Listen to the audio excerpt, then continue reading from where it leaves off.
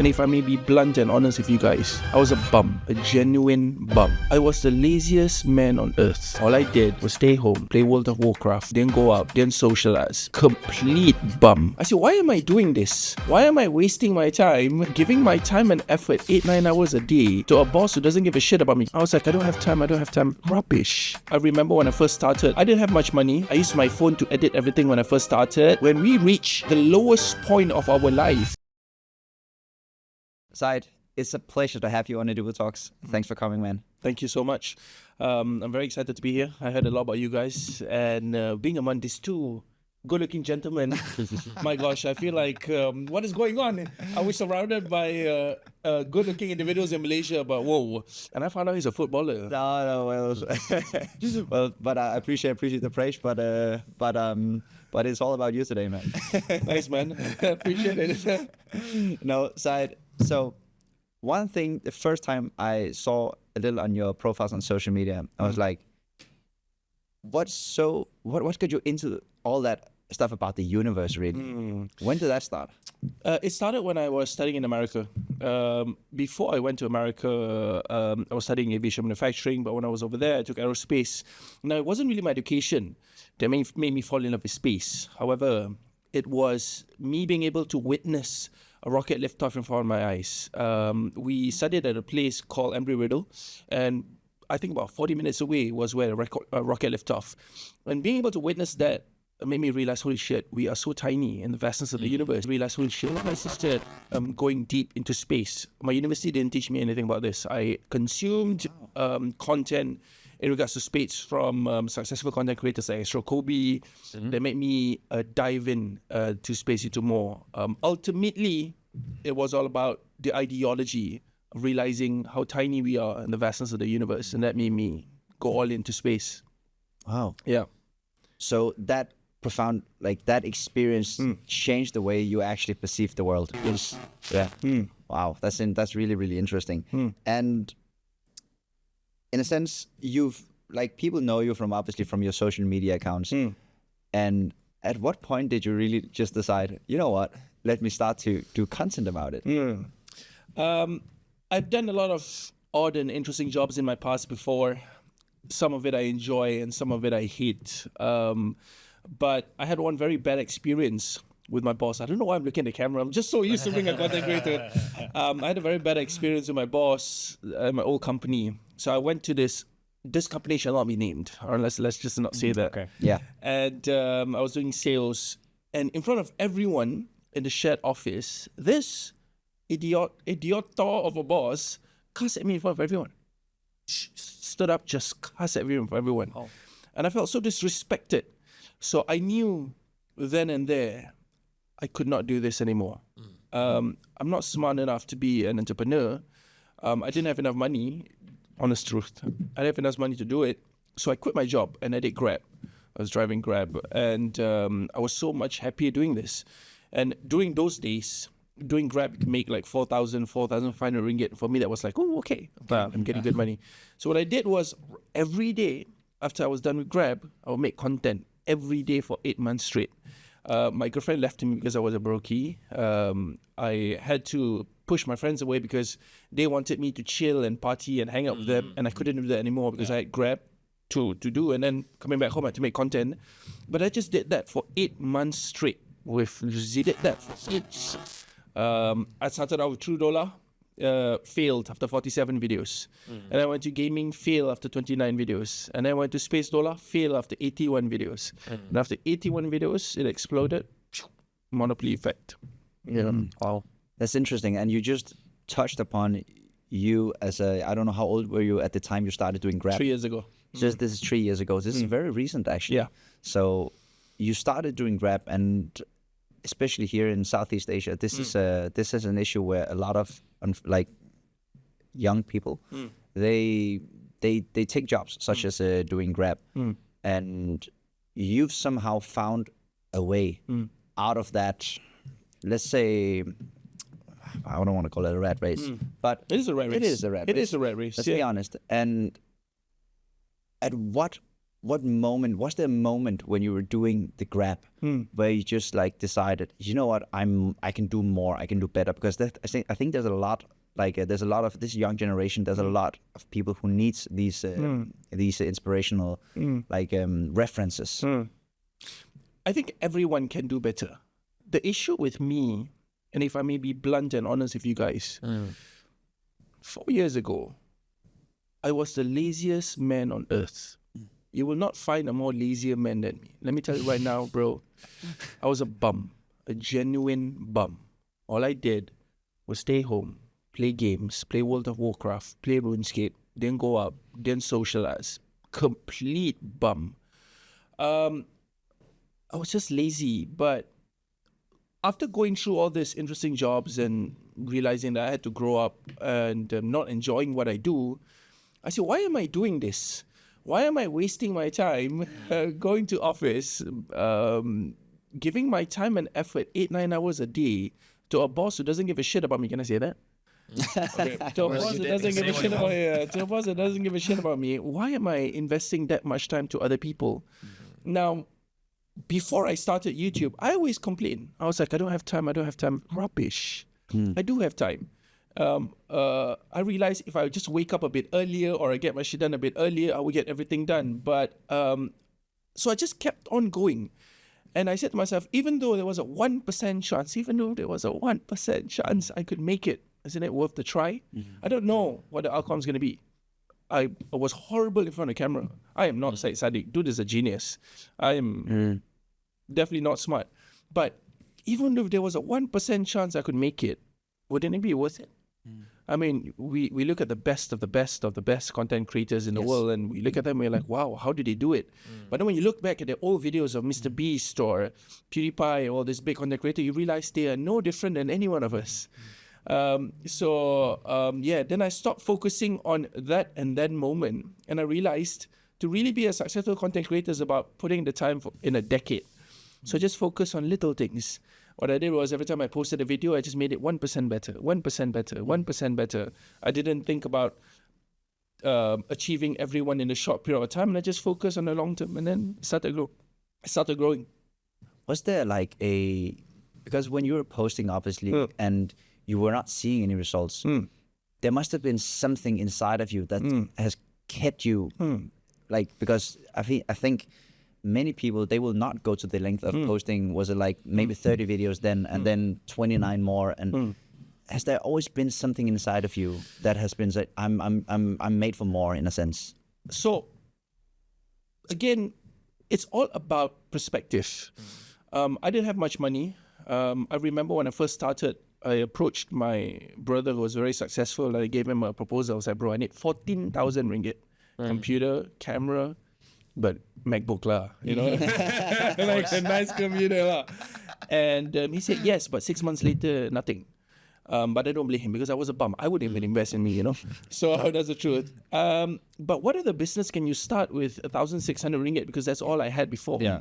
I used my phone to edit everything when I first started, and I just bought a wireless microphone, but that is everything I have. And when you are at your stage, I think men especially, or women, doesn't matter, when we reach the lowest point of our life is really when we have to do something and there's no turning back. Giving up is not an option. And I've given up way too much in my life. And giving up has been a cultural thing for me. When things go hard, I quit all the time.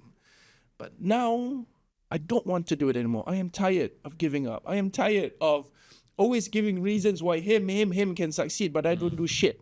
I can talk. I was only talking. Talk. Talking is so easy, but I don't get shit done. Finally, I'm done with talking. I just kept on going and kept on going. I said to myself, oh my gosh, there must be the possibility that it can succeed. There's just one quote I want to share with you. I put it in my wallpaper. It's nice there. And it says, if you hesitate to post it, post it. The downside is zero. No one cares that much. No one will think about it tomorrow. The upside is infinite. The right human could see it in the right moment, which could change your entire life. Yes. And I believe in this. You know why? Because YouTube, especially because TikTok, they don't pay us for content creator. I mean, YouTube, we have a creator reward program, which is every 1,000 view we get money, right? I remember the first 1,000 follower to 6,000 follower took almost a year, 4 months. Then 6,000 to 100,000 took 1 month. Yeah. Yeah, now Progressive. exactly. A lot of people quit in that stage because we live in a world, because of social media, we want quick dopamine. We want everything fast. We want quick gratification. My friends, Rome was not built overnight. Relax. In Malay, Bahasa Melayu, we call this sabar. Yeah. Sabar. Sabar. And it just kept on going. Can I ask, Please. about, because you said it was almost a cultural thing for you to quit. Where, like, I'm curious, when you say it's a cultural thing, does that mean maybe from specific where you come from, as in your home, or maybe in your region or city or country? When you use the word cultural, I guess that's maybe it's not the right word to say. Okay. But it's just embedded in me to quit. Whenever I face a lot of difficulty, I quit. why is that? Because I was a bum. There is no other reason I can give you guys. I want to be honest with you. I want to be as honest as possible. The truth is, I was a bum. I was lazy. I kept on giving reasons. I talked. I was good at talking, but I don't do anything. No action. Talk, no action. But I grew up. I think that's the beauty about being human, is that when you realize, I think the best part about being human is when you realize you made a mistake and you're not afraid to say it, is when you level up. 100%. And I'm not ashamed of saying it anymore. Those days are over. I'm a better man. I am more laser focused on what I want to achieve. But I always tell people who want to start being a content creator, if you're doing content creation because you want to be famous, you're doing it wrong. Don't be a content creator because you want to be famous. Yes, everybody starts because they want to have an alternative life. They want to be one of the best. They want to make a side income that can cover their job so they can quit and do it full time. I get it. Everybody wants this, but that is the wrong reason to start being a content creator. Your main reason on why you should be a content creator, you need a bigger reason than that. For me, the reason was clear and simple. I want to change the world with education. Yes, I started with a lot of different types of niches, but now I want to change the world with education. And I just kept on doing it with the idea that, hey, even though there is 100, 200 people watching your content, that's still something. I want you to think about this. In average, how many views do you get on your pictures or videos, for example? Just give me a random number.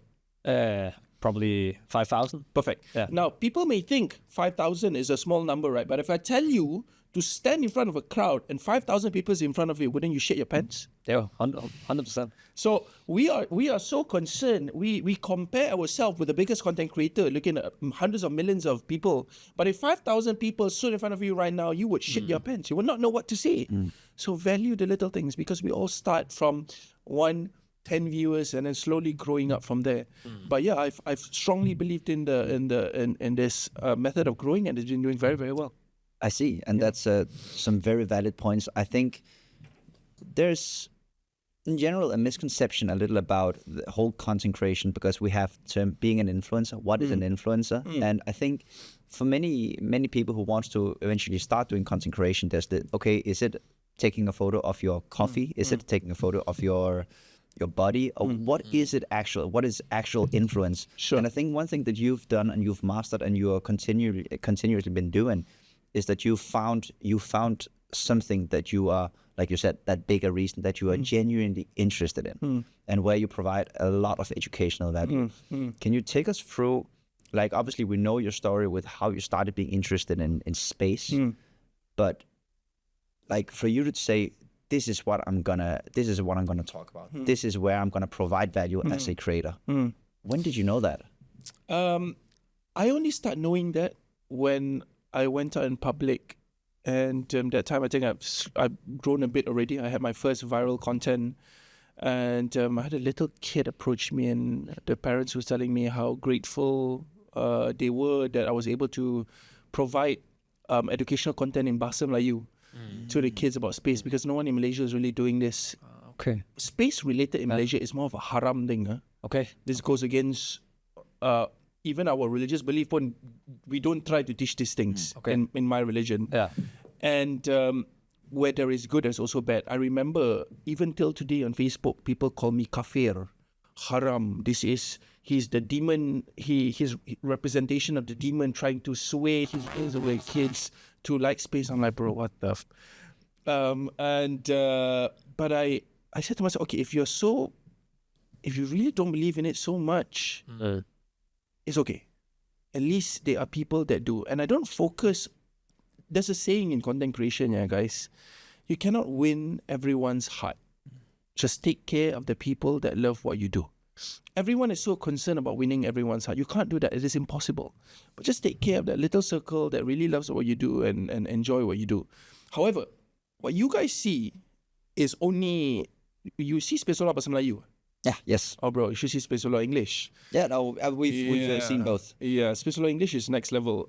Now I've done social media almost 3 years and a half, right? Now Spacedollah in total, we are bringing in about 600 million views every month, which is crazy. And it started with only 1,600 ringgit. And what started with just space content, now we're doing documentaries. We're traveling to the most bizarre tribes in different parts of the world. We're living with them, teaching about different culture, religion, races. And I get bashed even more. But I love it. What's one common misconception about space? Because space is such a complex thing for us. What's one common misconception that you've stumbled upon when you're interacting? What does misconception mean? Obviously we have an idea of maybe what space is. Maybe we've seen a lot of cartoons as kids or something like that. But something where blows your mind? Or? Yeah, maybe something that blows your mind. Something that's where you can say, no, it's actually like this, but you thought it was like that. That we are all made of stardust. Everybody on Earth, we are all interconnected with each other. We feel that we are so tiny in the vastness of the universe that we are insignificant. But in reality, you, me, everything on Earth, everything surrounding us, your flesh, you're all made of stardust. The explosion of stars, creating supernovas, creating different planets, creating us. But what I always remind my viewers to pursue life and to do whatever you want to do in life is to always remember that we are so tiny in the vastness. People don't realize how tiny we are. People really do not realize how tiny we are.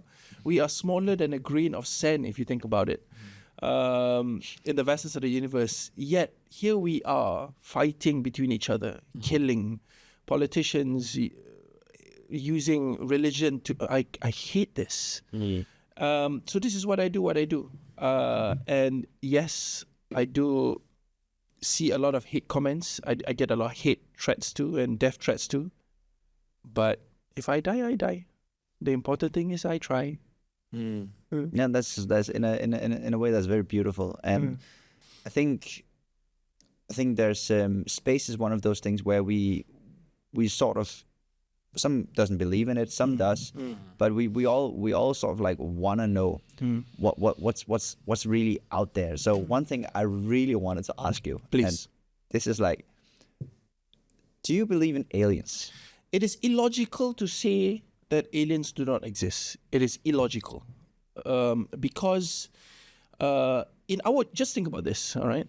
In our galaxy alone, there are more than 3-4 billion stars similar to our sun, and in between those stars are planets surrounding it.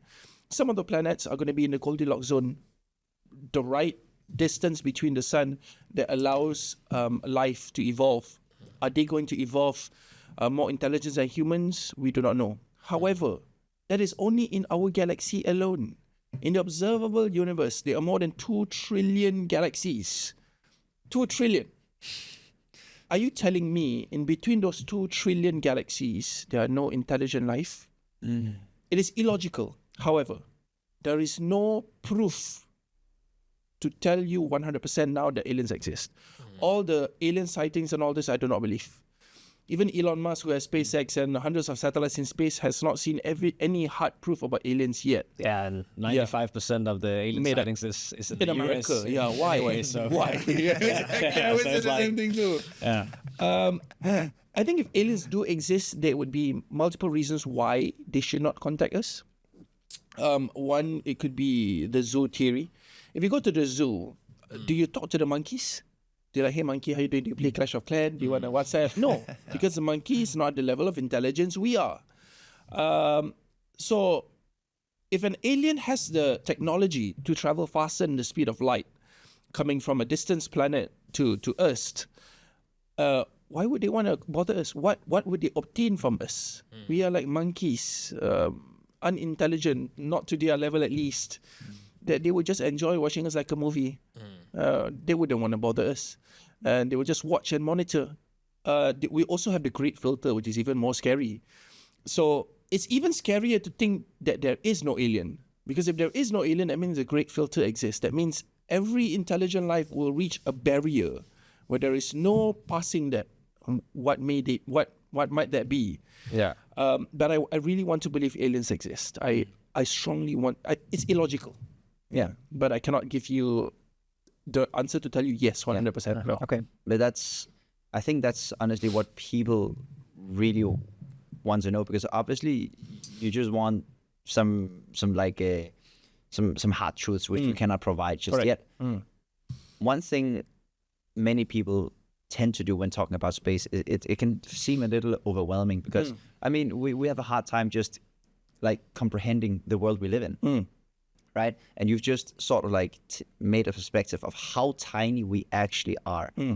And the idea that there are actually more intelligent beings somewhere out there where we are so inferior, because we can say in the food chain here in this world, we can argue in this world, we can argue that no. Why would you say that? Artificial intelligence is getting way more smarter, and that's only AI. Once we reach AGI, finally humans would have created something smarter than us. Not for long. We are the smartest for the time being, but we are finally reaching a stage where we are creating the technology, the last invention that I don't think we need to create anything else after that. No. Yeah, a lot of people are underestimating that, but I'm telling you, AI will change everything. And this is so interesting. We've seen various thought leaders within the creation of AI already I think it almost dates a decade back, where it's been stated that AI will be our downfall. But in the meantime, there'll be a lot of great companies being made from AI, right? And can you try to take us through your perspective? Because you say not for long, we're the smartest. What is the cap? What's the potential of AI, and how will it affect the human race? AI is the most powerful technology human has ever created, period. What you are seeing in the media with all the graphics, videos, images, my content will be done in 2 years. In 2 years, if I don't level up and evolve, I'm done. But I'm not talking about media, I'm not talking about content creation. I'm talking about in general. We are creating humanoid robots that can move so fluid that it almost seems impossible. We are finding cures to diseases that we did not know even existed before. To give you a perspective of how powerful AI is, I believe if we are able to survive for the next 80 to 90 years, there is a possibility we can cure death. There is a possibility we can extend life to a whole different level. Because of companies like Neuralink and AI working together, where you are able to upload information or transfer the essence of your mind to a different soul, different body. It seems so science fiction, but we're already doing this on a smaller scale. And it goes against religious belief, but I strongly believe that's going to happen whether we like it or not. I actually think we're gonna have it in this lifetime. Yeah, I don't think it's gonna take 80, 90 years. We already have studies of like mice where we're able to reverse the age. I know. So it's like blind and basically crippled mice could just reverse. It's amazing, isn't it? Yeah. And you have the stem cells and everything. So it's like I think we're closer than you think. I think it'll be. I don't think it'll be reversed. I think we will be able to transfer, let's say, your brain into the computer and the computer into a new, preserved, well-built body. You know, we'll be able to. You don't need to have sex with a woman to make a child anymore in the future. Japan, they're only 5 years ahead to creating an infant in like a cubicle, just like the Matrix. Yeah. So you want blue eyes, you want white skin, you want a Asian-looking child, you can just mold it and make it. So we've already reached that stage, and we've already done that successfully to animals, to animals successfully in not even like a Matrix thing, which is so amazing. But scary as well, a little bit.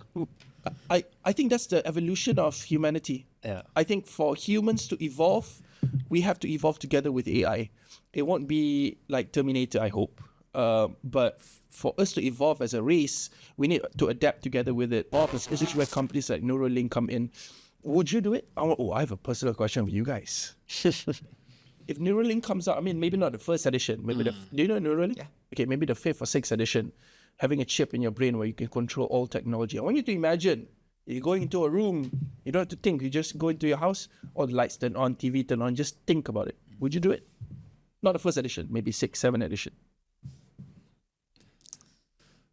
This is, let's say that we are at the stage where everything is tested and is well documented. Yes, that is actually working, and it's gonna create a big value to your life. Everything is much more convenient. Maybe it even makes you much smarter. Yeah. I think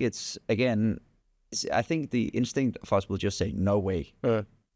But we've already seen the first examples of Neuralink, like actually inserting the microchip in brains. And I think it's the opposite, because like normally you want to follow the community, and I think if we are like 6, 7 generations down the road, I think it's more like you're an outcast if you don't have it. Exactly. I think that's more like the point where you should go for. Exactly. But would you still be an outcast and then don't do it because you'd be like a hippie? Exactly. You'd be like a hippie. An unintelligent hippie that doesn't know anything. Yeah. So wait. Yes or no? Just a yes or no. You can start, and then I'll take my point afterwards. Based on the points, yes. Okay. I wouldn't do it. And that's like, I've been working with tech for the last 10 years, and yes, like the benefits would be amazing, but then it would be in like if you create your own kind of server area or something like that, because like the worst thing that, in my opinion, could happen is actually, what if you are not in control anymore? What if like either an AI or an outside hacker is actually getting access to that and can access your brain and actually can control your brain? That would be like, then it's a downfall. Like you don't have anything to say anymore. I would take the first edition. Yeah, that's first I'll be the guinea pig. Just fuck it, just do it. Elon Musk, hi, if you're listening to me, Elon Musk, make me a guinea pig. Send me to Mars. I don't mind. I don't want to come back. I think it's the next step of evolution. I think whether we like it or not, we have to. And because we're already cyborgs, we require both our fingers to use our phone. And without our fingers, it will make everything so much faster. And the things that Neuralink have succeeded in doing with the apes, teaching them to play Pong, typing, or this guy who can't walk, can't talk, and then he's able to play Counter-Strike better than a human just by thinking about it. Yeah. Isn't that mind-blowing? It is mind-blowing. You see these like old soldiers that's as test subjects as well, like lost their arms, but they can still like use the computer just with the... I think the most exciting thing about it, I'm most excited for, is the what do you call that? There's a dream where you can control the dream. There's a word for it. I forgot, but it's a word where you can control your dream. And you've had that when you were kids. You feel like you're sleeping, but then you can see your body shifting around. Lucid dreaming. Yeah. Yeah, it will help you. Oh my gosh. I would do it without hesitation. Wow. Okay. I think the whole, like, obviously AI can go. It's impossible again for us to really comprehend how big it is. If we're dating AI back to where we are right now and into what you're doing now, you said something interesting, which was if you don't evolve with AI in the next 2 years, you're out of business. Yes.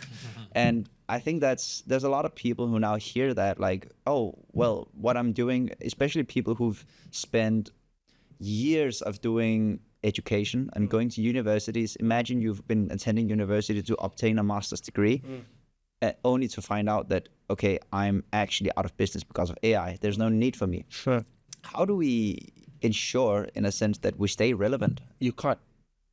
This is the scary part. Literally, our grandparents they can at least give an idea of what is to come in the next 10, 20 years. But for the first time in human history, I can't even tell you what's going to happen in 5 years. No one can. Before we had an idea, we can say, they're going to be cars, flight planes and shit. But now no one can give you the answer. When it comes to education as well, here's the scary part. We thought that the first line of jobs that AI will take over are the blue-collar jobs. We thought. But how wrong we were. The first line of jobs that will be taken over are the white-collar jobs. Oh, bro, let me tell you. The swoop white-collar jobs gone first, and then the blue-collar jobs. Because, of course, humanoid robots takes much longer. But I can't even tell you what is going to be secured or not. I'm not brave enough to give you that answer. However, I will say this. We will reach a stage where a lot of jobs will be gone. So to reach UBC, UBC? Yeah. Universal Basic Income. Yeah. To reach UBC, that stage of reaching UBC, because we will reach a point where all government will be making enough money that every citizen of our country will be required to earn, let's say, 1,500 ringgit, $1,500. No matter you work, you don't work, you will earn that money because the government already make money. But before reaching that stage, there'll be a lot of jobs gone. Yes, there'll be a lot of jobs created too, but a lot of jobs will be gone. So the thing about AI is it makes it harder for humanity because you have to level up every time. There's no such thing where I know this, I think I'm good, I can chill. No such thing. So when we're talking about leveling up today, so how do we level up with AI? What does it really mean to evolve with AI? So for me, at least I can tell you on behalf of content creation, I use AI for everything. Everything. 79%, 80% of my work is done with AI. I'm able to pump out 8 videos, 25 articles every week because of AI. And how, can you take us through the process? Like Sure. How much is AI in that process? Script writing, editing, AI. Yeah. The only thing I do is acting. Script writing, editing, finding the information, getting the information, asking AI which is the best topics to share on my social media, all AI. Even AI, even creating my AI is basically my business partner. Even creating my schedule, AI. So I realized that the best way to make content is every Monday would be my script writing day. And every Monday after script write, I will shoot all 8 videos and then I will edit it slowly over the week, but all AI. Now, even though I use AI, I am ready to tell you that my type of content will die out in 2 years. AI will take over and be much better than me already, especially in English. And I'm only just getting the English explosion, how I wish I knew all this before. Yeah. Yeah, that is okay. This is why you have to level up. So now, after doing content in my bedroom, I have to start doing documentaries because AI still cannot represent going to different tribes in different parts of the world. But yeah, I think you should never ever be comfortable with whatever career you're in, and whatever job you think you're in that you feel is secured, you are probably not secured. No, that's good. You're probably not secured. Teachers, bro. I mean, YouTube already made it hard for teachers, right? Because you can learn everything on YouTube. Yeah. But now with ChatGPT, oh my gosh, have you ever gone to? Remember the good old days of school? You have your maths exam. Have you ever just tried use ChatGPT, taking a picture? It gives you all the answer, how to do it and everything. How I wish we had it in school before, right? Been nice. It's like when you look at the Gen Z now, it's just like It's that's a not fair. completely different way of education. I know actually, and where we from in Denmark, they banned it for like 1 or 2 years, and now they actually enabled it because they know it's like inevitable. We need to integrate it some way. So now you can actually use it like legally. Yeah, in the student. That's also one thing that's really interesting to hear your perspective on, because obviously, like the school system, you going to school also compared to the world, we've sort of like just visualized a little bit now. Do you think that the school system as it is right now, does it prepare the people really, like the young people, to operate in this era of digital era we are heading into? No. Why is that? The school system has not changed for decades. It teaches you to be a slave. Yeah. It doesn't teach you creativity. It doesn't enhance human ability. It tells you A, you have to follow A. That's the problem with AI, isn't it? the AI can already do that. So instead, humans need to advance in the creative aspect. They need to be put in situations where they face problems and find solutions. Not remembering is not going to be important in the future anymore. Remembering will be a thing of the past. So I think the education system has not changed in decades. I think, especially with how AI is advancing, I don't think it will be that relevant in the future. A lot of people are not going to agree with me, but it's okay. This is the truth. If you don't agree with me, use AI, then you tell me what you think. Don't just say, he's just... but it's the truth. Yeah, unfortunately. So for young people today who obviously work extremely hard, going to university, show up every day, do their homework, do their exams, how can we, if not ensure, advise this coming generation how to stay, when I say relevant, is like actually contribute and provide value into society in a way that is not necessarily 100% dominated by AI. Is there some specific fields in this world we're heading into, in your perspective, that if you are really good at this, then there will still be a slot for you in this world where you're highly relevant? To be really good in something, the first thing you have to do is try everything. The biggest mistake I did before was listening to the older generation telling me you have to stick to one thing, you have to stay there for a long time and then you'll be good. Not true. Try everything. Put yourself in a position where you're not afraid to fail. Try everything. Ultimately, you'll find something what you're good at. If you don't do that, you will never know what you're going to be good at. I think this is one of those things that people really want to understand. It is okay. We come from an era of, let's say, an outdated school system, if I understand you correctly, which is heavily still based on an old paradigm.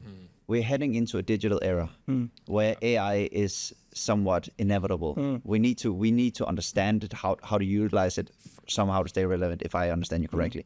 So within the world of content creation, where you've excelled, is how do if I were to start as a content creator today, what would you tell? Look, this is how you're going to do it, working together with AI and not being replaced by AI. Okay, number one, if I can give an advice to everyone who wants to start, is this. This is very unconventional, but it's the truth and it works. I want you to find 3 content creators that you like. Okay. When you look at their content, because they come out in your FYP, I want you to ask yourself 3 main questions. Question 1, can I do what they do? Number 2, can I have the same character they have? Number 3, can I edit the same way they do?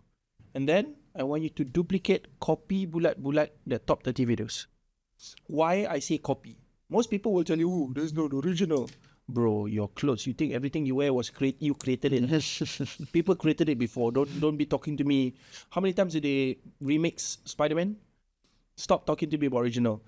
Only copy the top 30 videos first. I assure you, once you're done with the 30 videos, you would have understood editing, character and storytelling, and then you will build your own character, and then you will understand storytelling. But when I say copy, I mean copy everything. If they act like this, you act like this.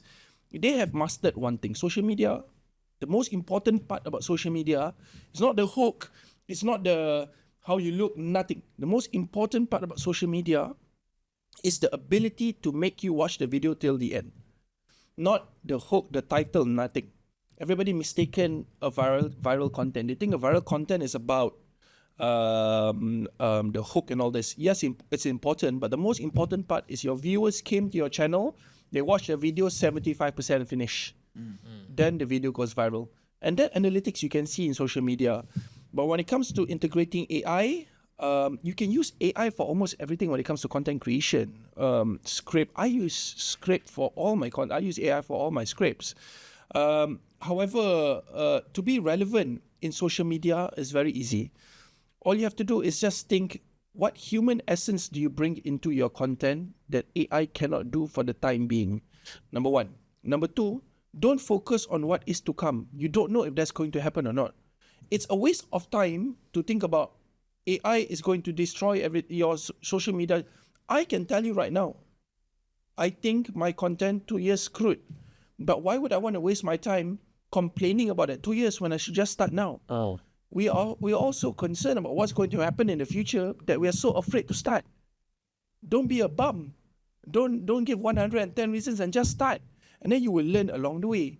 The problem about social media and being a content creator, people always say, this guy is doing so well, this guy is doing so well, there's so much competition, I don't want to start. You are just being lazy. You are just complaining. Do not be me. I'm telling you, don't be me. I was that person. I talk too much. I complain too much. I look at other bigger people, I will never be like him. But I don't want to try. The problem is, whether you are worried about AI or you're not worried about AI or you're worried about future or content creation is, why are you worried about something that has not happened yet? Prioritize on starting now. Because the best time to start being a content creator is 2007. The second best time is right now. So don't put that hesitation in your mind that there's too much competition. A lot of people are doing it. There is nothing original in the world. Nothing. Everything was created by generations before. You want to be the OG of when you die, nobody's going to remember you. So just focus on building you and you alone. I had no clue that my content will be watched almost 500 million people every month. I had no clue I would reach that stage of content creation. But I just loved what I do. And when I realized, honestly, I feel like I'm living, I cannot believe, I feel like I'm living in a dream sometimes. I cannot imagine, 4 years ago, I cannot imagine seeing myself doing this. I'm grateful to all the Spacedollah viewers. I'm grateful for all their support. But imagine if I complain, worried about AI, look at the other content creator doing the same thing and say, I will never be better than them, but I don't start. I would never be where I am today. So just start. You will learn along the way. Do not give the reasons that I need money first. I need to be good looking first. I need to have connection first to start being a content creator. Don't wait. You will learn along the way. Yeah. That's a good way to put it. And I've been meaning to ask you, when you're posting content today, what's the objective? What's the goal? Because like you said, you're 500 million viewers a month. A month. And obviously, like, for anybody who's just starting, no, you're not going to do that from the get-go. But when you're posting today, what are you hoping is going to happen? Is it, because we have a lot of people who's talking about, is it likes? Is it virality? Is it views? What is the end goal here? What are we trying to accomplish? So when I first started, I was very concerned about likes and comments and people liking my videos, but now I don't care about these things anymore. Now I just love posting the content. So I genuinely love making the video, producing the video, posting it, knowing that somewhere, some part of the world, someone's going to enjoy it. If it virals, it virals. If it doesn't viral, it doesn't viral. That is no more my concern. Yes, when I first started, this was super important, but now I've converted. Now I don't rely on RPM anymore. Now I teach people how to be content creator. We have Spacedollah Learning, where we prepare 27 videos, 16 hour long. It's a bit like what you guys are doing about content creation only. Yeah. And then we do physical classes. We have Spacedollah Summit coming up, where we're inviting 2,500 people. We're teaching people in front on how to be content creators as well. So we've converted to how to be a content creator instead of just relying on RPM. Start early. Start early. When I say start early, don't just think about building influence and brand but not knowing how to monetize your channel. So learn how to monetize your channel early. Don't make the mistakes I do. When I first started, I didn't think about the money part. I just love doing it. But then I did the smart move of I brought people into the company who were good at making money. I don't like money. But let me tell you right now, I am not a fan of it. How much? You know how much I don't like money? Whatever I make on social media, my business partner invest the money, tells me how much to spend. I love it that way. I like to know the money is there. You make the money. Let me focus on the art part because I like the art part. And I've always said to people, you don't need to know everything. You don't have to be people. You don't need to know everything. You don't have to be the smartest person, you are very smart. So I bring in the 500 million views every month. You learn how to make money from it. So he's the monetization. Yeah, he's the monetized guy. Yeah, It's actually quite interesting that you actually do some different things within education. You both do like the whole content thing where you share a lot of things, like especially about space. But I'm also curious to hear about a little more about this Spacedollah courses. learning. Yeah, exactly. Can you tell a little more Sure. how that works? So we made a website. It's called Spacedollah Learning. It's 27 videos, 16 hour long, a step-by-step guide on how to find your niche, how to edit in detail, how to find the ideas, how to reverse engineer people content, how to copy people content correctly. Once you're done with the 27 videos, we have a Telegram group where you can ask any and every question about social media in the group, catered specifically to the Spacedollah Learning students. And on top of that, on Sunday, I think we're going to probably do it 2 times, but we till now we do it 4 times a week, which is mad. Every month, 8:30 till 11, every week, 8:30 till 11 p.m. All the students can join in the class. They can have any questions. They can ask me to review their channel. I can give my honest answer of what I think. We go through the analytics together. We say this is why your content didn't succeed. Because social media, the best part about social media, the analytics never lies. Yeah. Anybody can say I'm good, but let me see your analytics. Yeah, exactly. Anybody can say I'm epic, but let me see your analytics and I can tell you is your video doing well or not. So we go through the analytics together. And all this is for 189 ringgit, one-time payment. No monthly, no hidden costs, just one-time payment. But then we realize the conversion from people going to digital classes in Malaysia is still very bad. Maybe in the Western countries, people love digital classes, but not in Malaysia. So after Raya, we're doing our physical classes where we rent a hall. Maybe we charge 300, 400 ringgit per head, and we teach about social media. Yeah, and I've had the privilege of doing this for Grab, for a lot of big companies, and they love it. So yeah, I enjoy teaching. Yeah, nice. Yeah. Amazing. And you have obviously now you said you are not, let's say, head of the monetization part, at least for Spacedollah.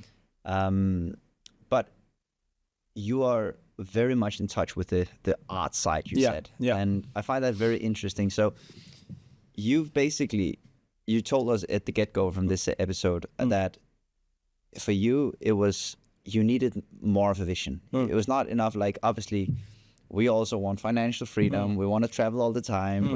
I think everybody wants that.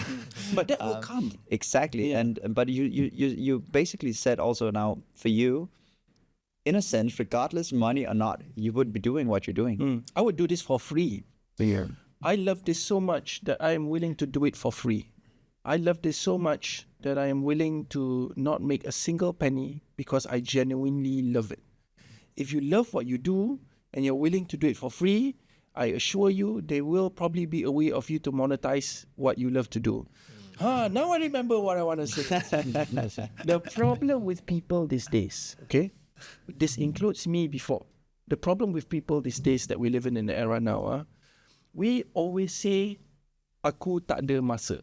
I don't have time. I'm working. I have a family. I have children to take care of. Brother, you have time. You have time. Everybody complains that they don't have time, but they do. But they allocate their times on playing their phone, playing games, doing dumb things that don't bring any value. You have time. Everything is prioritizing. Exactly. So what I did, and I want to advise to all our friends who are working or who have a 9 to 5 and is thinking of pursuing content creation, listen to me closely. I want you to lie to your boss. I want you to only give 30% of your life to your boss. When you go to the office, 30%. 70% of your life is to building you. You're not a slave. You're not a puppet of the system. You are meant for more. But go to the office, work, do the work. But in silent, if you like content creation, write the script. That's not working. Write the script. Because remember, your boss don't care about you. Really. They can say you're a part of the family, you are here to bring change, but in reality, they can change you at any moment. So focus on you. 30% to your career, but don't tell your boss. 70% to you and you alone. Now, if you focus on building you, investing in you, not investing in technology, all this shit. I mean investing in you, investing in skills to obtain, investing in skills to edit, because editing you need to learn how to edit, investing in building a character, investing in, for me, building Spacedollah. Eventually you'll be able to monetize that. But use your job to make money, come back, 70% of your life hustle. Throw that party life. Throw that girlfriend. I'm sorry. If you have a girlfriend, boyfriend, and they don't understand, throw them away. They are a waste of your time. Be selfish. Focus on you. If you be selfish and you focus on you, on 3-4 years, you can change the world. A lot of people are not willing to do this because they want the work-life balance. They want to go to work and come back and chill. I don't believe in work-life balance. I don't believe in this. I would rather hustle, be lifeless, don't have a girlfriend, no partying for 5 years, but then enjoy my life after that. Yeah. Why? Have fun a little bit, work, have fun a little bit, work. What's the point? Why give me little dopamine? I want a longer period of dopamine. So I'm not saying I've reached that stage. But right now, I'm in my hustle phase. Yeah. I don't waste my time around people who don't give me the same energy. I throw my friends who try to pull me down and say, oh, you're working too hard. Fuck you. Throw them away. Waste of time. And I am selfish. I focus on me. If you be selfish and you focus on yourself for just 5 years, you can change the world. I think it's a very good advice. I hope every employee, except for ours, of course, that they listen to this advice. But you said you are not a big fan of work-life balance. Yeah. And I think in the era we're living, there's a lot of spiritual awakening going on, and it's a term I've heard in so many ways where it's like some thinks it's the most amazing thing ever, and then you come here and you say, you don't believe in it. Can you take me through again? Like, why is it just some people who shouldn't care? Is it more like young people, or is it everyone? We are starting to be more and more lazy. Do you realize that? We are humans. We are starting to be more dependable. We are finding solutions to make our life much more lazy. Yet in life, if you are just 1% more hardworking than the majority of people, you can succeed. The reason why the 1% are the 1% is because they don't follow the rules. They do the complete opposite. And I see that to a lot of my friends. They always come to me complaining about how they hate their job. And I'm like, what are you doing? If you don't like it, what do you do? Oh, it's hard to get a job. Then do something at the side. Don't complain. If you really, really don't like it, find another job. Oh, it's very hard. All I'm hearing is 110 reasons why you don't like something. And I don't like people wasting my time telling me these sort of things. Go. Make a change, do something. People say they don't like jobs. Oh, it's hard to find jobs. How much jobs do you apply? 10, 20? Yeah, bro. That's the classic. Bro. When we did our Indonesia episode, we did our documentary, and that documentary exploded. Or if you've not seen my documentary on YouTube, let me tell you, it will change your perception of life. What I do is way better than what all the Westerns are doing. Mind blowing. You see me change the body of the corpse. I sleep in a cave with 800 dead bodies. Yeah, I lift the corpse 15 kilograms, change their clothes, put them back, talk to the corpse, give them a cigarette. It was epic. So how we got the sponsor for the video, let me tell you, I approached 120 companies. Yeah. You are complaining, telling me it's hard to get a job, but you've only applied for 5 or 10? Get out there and apply more. So that's the problem, you know. We live in a world where we want things easy. We want everything easy. We want everything fast. Rome was not built overnight. Relax. And we always complain about what we don't have. If you look back 5 years ago, everything that you want, you already have it now. Yeah. Don't you think? So, yeah. You also said something which I found very interesting in a sense, which was the top 1%, what they do and what they don't. I mean, with yourself, obviously, also you have a brother who is also just really highly successful. What are the secrets to get to that point? Because we talk about work-life balance. Do you need to be like extremely smart to be in that category of being a top 1%? Or what's the secret? Sadiq's a transformers. He's not a human. I think my brother is a robot. No, let me tell you right now, I think he's a robot. I've seen his schedule. I've seen how he works. He's a robot. He 5 times a week, no skips, 5 times a week, every day he runs 15 kilometers. That's a politician. He's built different. He's genuinely a transformers, but I'm sure he doesn't believe in work-life balance. Because he wakes up 5 a.m. every day, runs, and then comes back and then goes to politics and then reshuffle, start again, sleep very early, wake up the next morning very early. I'm sure he doesn't believe in work-life balance. I think work-life balance are just created for the people who are only good at complaining. Because we want to complain, but we don't want to do anything. And then we want work-life balance, but okay, how do you want to succeed in life and achieve all the goals that you want to achieve? How do you want to have financial freedom, but you do not want to give 110, but you want work-life balance? How do you do that? Because let me tell you right now, there is no skim cepat kaya in YouTube, especially in YouTube. There's no shortcut. There's no one video can make you ultra rich or ultra viral. No such thing. So it takes years of work. And if you're thinking there is a shortcut, I'm sorry, there's not. It's a lot of work. But if you're holding to the mentality of the work-life balance and you want balance, then you will live a mediocre life lah. Because you will always have the thought at the back of your head that after 5 days of work, I want to have that 2 days off. But in reality, that whole 7 days should be coming back from work hustle for years and then seeing the result after that. I didn't see the result of Spacedollah after 1 year, 9 months of zero result. And then I was like, oh, now I can actively make $1,000 a month. I can survive every day in Malaysia. So I didn't see any of that. But you're right. A lot of people would have quit, not making any money. But I had a vision. I think one of the things when we talk about universities, I want to ask you, if you were to go to uni today and on your first day, the principal would come and he would say, look, you can go through these next 3 years, but there's no certainty that you'll actually get a diploma. And I really, sometimes when I'm out at universities today, and whether it's for speaking or what it is, and I ask this question, and obviously it's a little, maybe an awkward situation because you don't want to raise your hand. Oh, I wouldn't do it if I didn't get a diploma, right? But that's one thing. When you're telling me it took you 1 year and 9 months and you had no certainty, you just had a vision, a dream, and an ability to just grind through it. I think that's one thing that people sometimes underestimate with your work. It could have taken a year and 9 months. It could have taken 3 years. But that's real life. In university, I can tell you, oh yeah, in 3 years, you'll get this diploma, and that gives you certainty. But obviously, when we're talking about these people, as yourself, as your brother, and others who've made a dent, made an impact in this world, there's no such thing as certainty.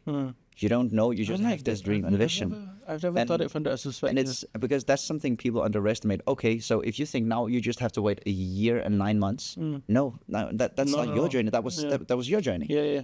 Right? And I think it's very important that people understand that, yeah, you should absolutely aspire to do something as great as you have. But you don't know if maybe it'll take less. Exactly. You don't know if it's going to work or not. But not doing it, confirm it won't work. So there is a high chance of failure with everything we do in life. It's a high chance, but you will fail 100% if you don't even do it. So where's the better path? The safest path is a path that will not bring you ultimate success. It's the most riskiest of path that will give you the success. So take bigger risk in life. I think everyone should be taking bigger risk in life. 100%. Yeah, 100%. Take bigger risk. Out of the comfort zone as much as possible. Yeah, as much as possible. I agree. I wanted to know also, because you said after it was the year 9 months where you started to make that first $1,000 US dollars to really quit my job and then do it full time. Exactly. So that was when it started to pay your bills really in Malaysia. Yeah. When would you say, at what stage in your content creation journey was it that you really started to make an actual really good living from this? How long did that take? I don't even think I've made a good living yet because I want more. My issue is this. When I first started being a content creator, I wanted money. But now I want power. So I don't think there'll be an end anymore. I thought, Are you a slave to your own ambitions in a sense? yes, but I like it.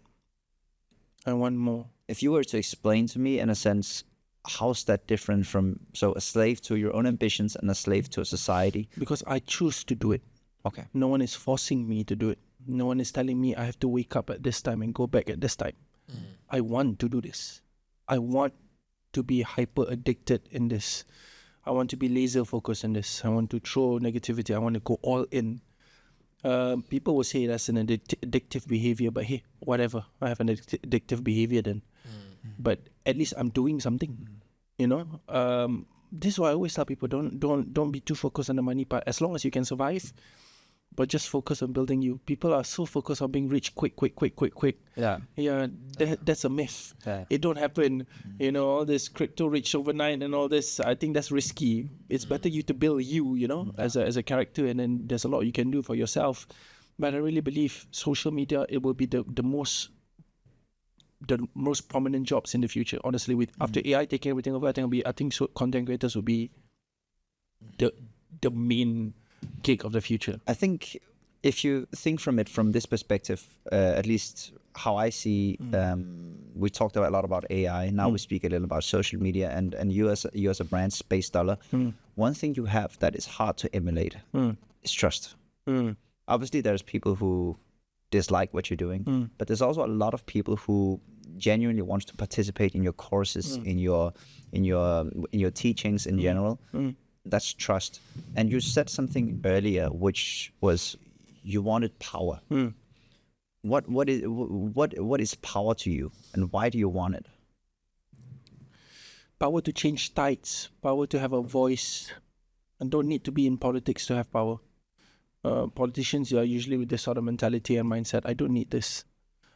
When you think about America, you don't hear all the politicians' name. I would tell you would probably know Mr. Beast more than the politician's name. Am I not correct? Yeah. I think aside from maybe Donald Trump, for instance, now, who is also because he's highly charismatic, which is obviously great for social media. Yeah, but even Donald Trump, Mr. Beast, people know Mr. Beast more than Donald Trump. So that's power. I think also a very good point in terms of saying, obviously comparing Mr. Beast to anybody at this point. There's only a very few people who maybe has more exposure than him. But I think if we were to compare Donald Trump to, for instance, there was recently an election in the U.S. and we all know how it went. But what's interesting is in the U.S. they always have these campaigns, right? And I'm not a huge guy in politics. Also, I just find it profoundly interesting how they are marketing themselves, because it's a huge marketing stunt, the American election. And if you look at Kamala Harris compared to Donald Trump for this election, Donald Trump did, I think, was somewhat 40 or 50 plus hours of long form content on platforms for comedians such as, it can be Joe Rogan. Yeah. And when you say you want power, you want a voice, these are all people who've had platforms where the current president of the United States has been participating and just talking. That is what just going on a rant, right? And he approached it like a normal human being, and at least it feels like he just went in there, sat down, and just went on a rant. And I think sometimes people forget that's also power. That you have a platform, that you have a voice. That is power. And you have trust. That is power. Yeah, that is exactly the vision that I have. But that vision started with just Malaysia and Indonesia. But now that internationally it has exploded as well, which I think is a dream. I never thought in a million years now 80% of my views come from English.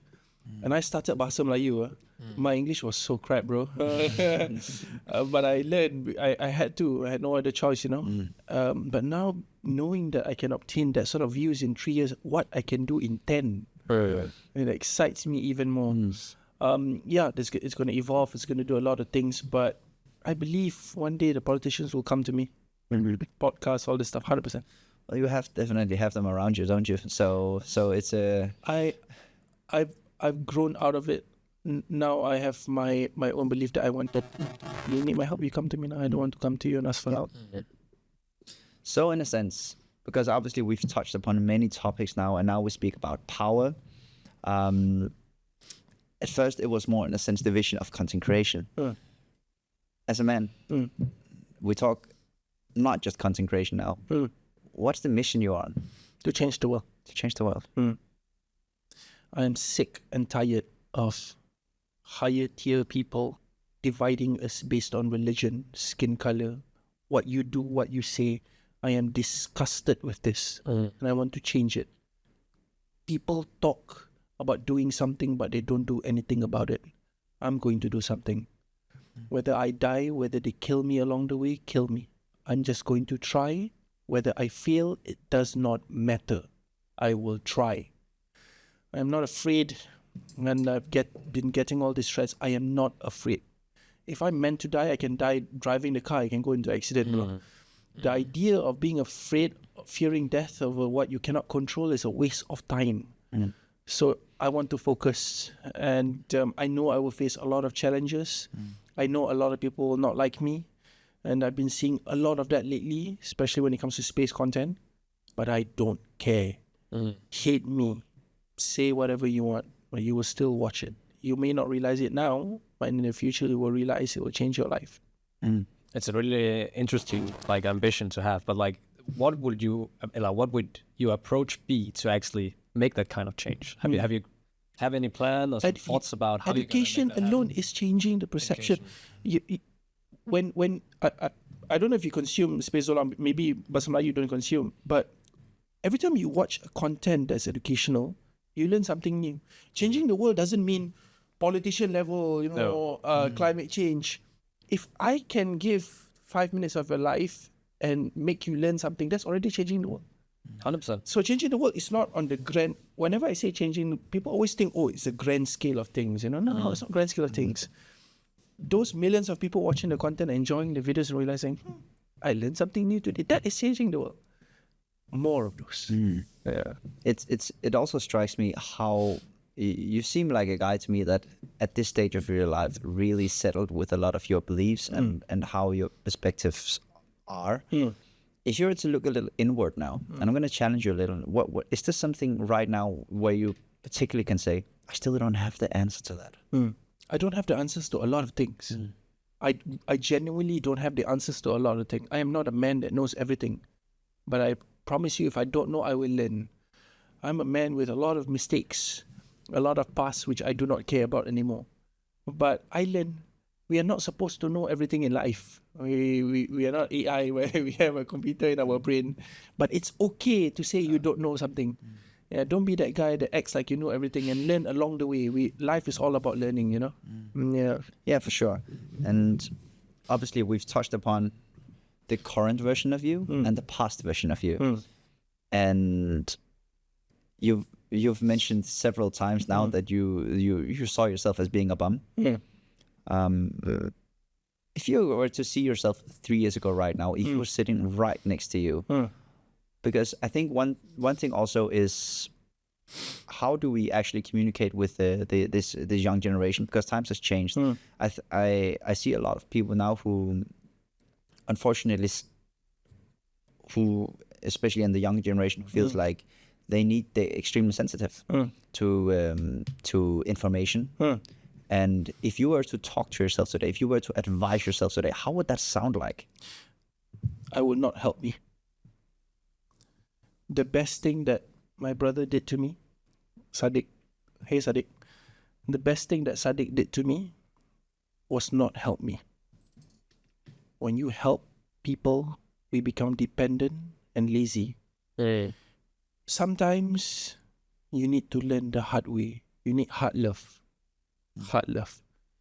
And I think my brother definitely changed me as a person. Honestly, I'm proud to say it. We may not agree on a lot of things. I hate the system, rules, and all this stuff. But he creates the rules. But one thing he has done correctly, and I love him for it, is he changed me to make me a better man. And how he did that was amazing. By saying no. I want money, no. I want help, no. I'm at my lowest point of my life, I don't care. By saying no, it made me realize that I had to get up. Stop waiting for a hand up. if I was to look back to how I was before I met me and tell me what to do, I would say fail, cry, beg, be at your lowest, and I'm not going to help you. Because men or women, we become creative when we are at our lowest point of our life. But we need to be at the lowest point. So I would ignore me. It's the wake-up call. We need a wake-up call. We need it. So, yeah, you're right. We are surrounded by a lot of disabled people, and I was one of those before. Don't help them. Don't do favors. Don't give money. Don't hand out, no matter how tough they may be. Because real men, real women evolve being intellects, powerful people when they are at that stage. Allow them to go through that process. It's hard love. It sucks. Nobody wants to do this, you know. We have money, we want to give everyone. But sometimes we need to learn this way. Remember, I would not be where I am today. Not that I'm successful, but I wouldn't be where I am today with my career. Let me tell you right now about me. I'm not rich, but I wake up happy. I am finally able to tell you, I wake up every day happy. That's priceless, my friends. To be able to say, I wake up happy is priceless. Right now, for the past few years, 1 year plus, I'm happy, bro. I'm smiling. I love what I do. That's priceless. To reach that stage, break. You need to break, man. Break. So don't help them. It's a great way to see it, even in terms of whatever we perceive as being particularly successful, right? I mean, whether it's through companies or is whatever journey you're at, and one thing is obviously the monetary aspect, and unfortunately, there's a general conception that money equals success. Not at all.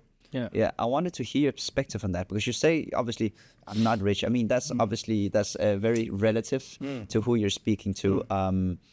But it's not really about the money thing. It's more the success. You said you're genuinely happy when you wake up today. Yes. I've been happy for a very long time. Yeah, I face problems along the way, but I'm still super happy. Do you know why?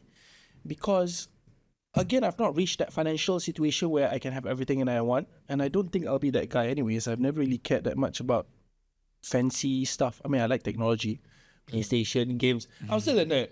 But when I say happy, do you know what makes me super happy? I wake up on my own time.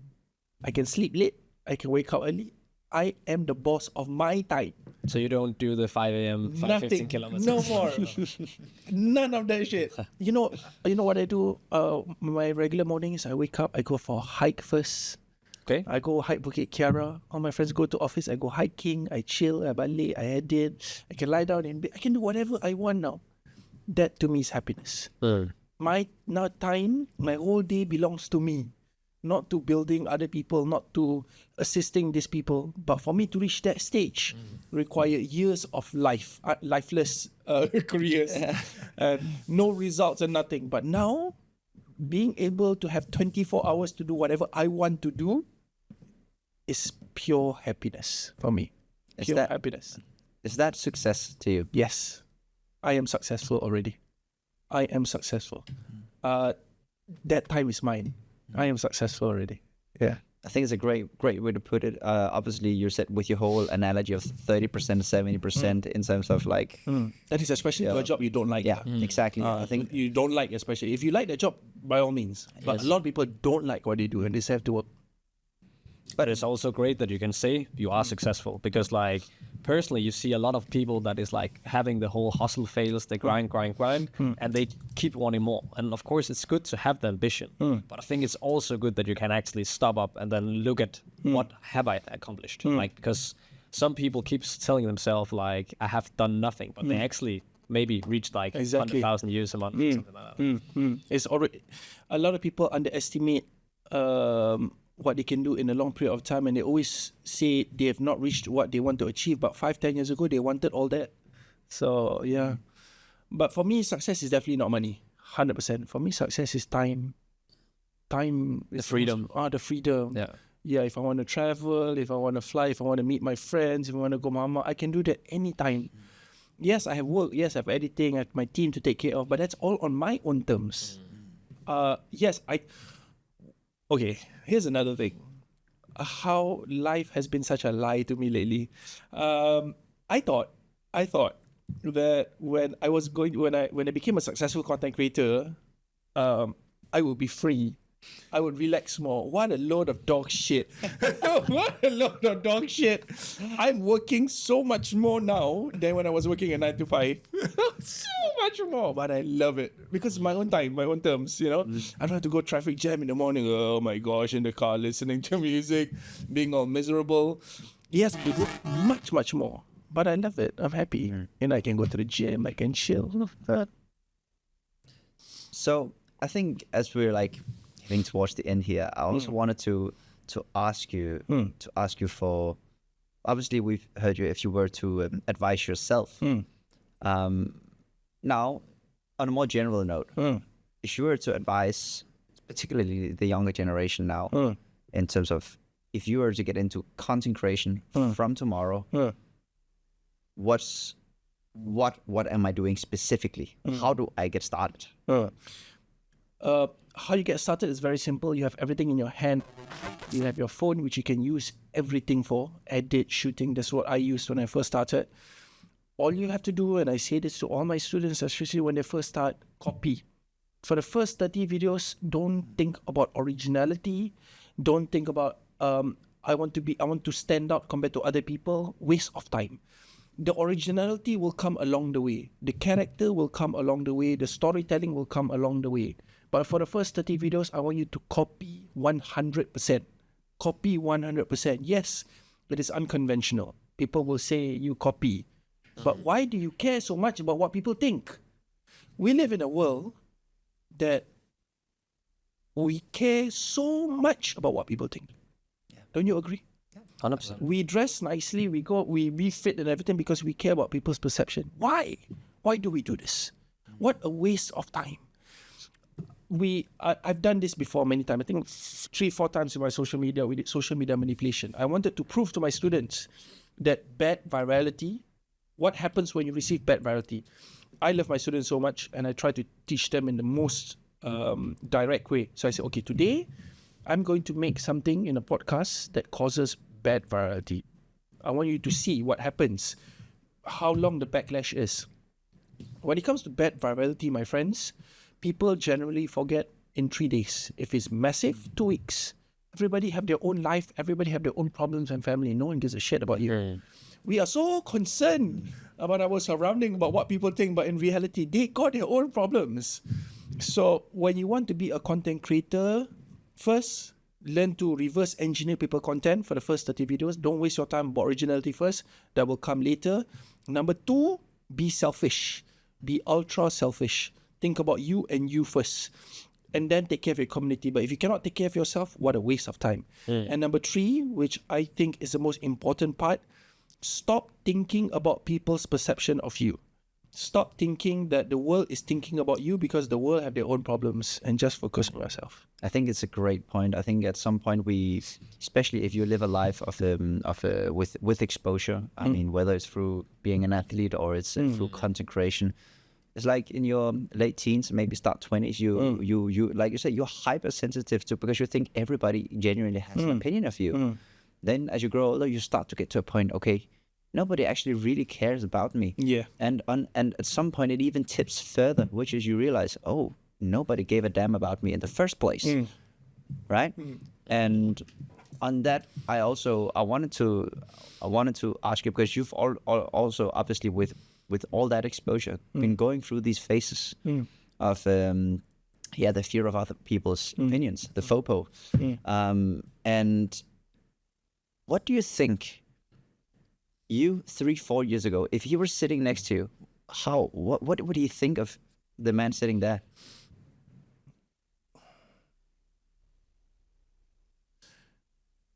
I would be in disbelief. If I looked at how I was now, I cannot believe it. I honestly cannot. I still sometimes believe I'm living in a dream. I cannot believe that I've built this from 1,200 ringgit. I cannot brain this shit. I never thought in a million years I would do this, but I'm so grateful to God. However, if I was to look back, on me 4 years ago, I would be disgusted. I'm like, ew. Yeah. I'm like, bro, grow up. Yeah. Oh, that's a great way. I can't wait. I think, are you guys, is this your, how many podcasts are you guys just starting? We're starting out with, so yeah. Okay, can I give you an advice? Yeah. 100% a podcast. Everybody thinks when it comes to podcasts, it's about the people you invite. Not true.